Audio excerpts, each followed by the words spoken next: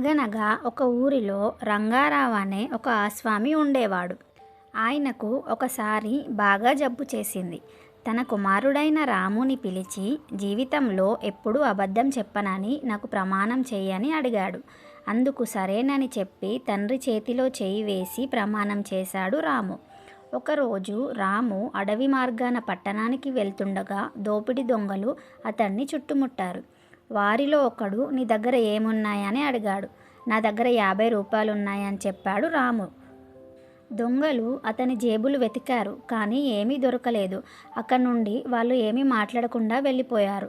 కానీ రాము మాత్రం వాళ్ళని వెనక్కి పిలిచి నా దగ్గర నిజంగానే 50 రూపాయలు ఉన్నాయి. ఆ నోటుని నేను నా చొక్కా జేబులో రహస్యంగా దాచాను. అది మీకు కనబడలేదు, ఇదిగో తీసుకోండి అంటూ 50 రూపాయల నోటు వారి చేతికి ఇవ్వబోయాడు. ఆ దొంగమూట నాయకుడు రాము నిజాయితీకి సంతోషపడి అతన్ని మెచ్చుకున్నాడు. అంతేకాదు 100 రూపాయల బహుమానం కూడా ఇచ్చి వెళ్ళిపోయాడు. తన తండ్రి నిజం చెప్పమని ఎందుకు చెప్పాడో రాముకి అర్థమైంది.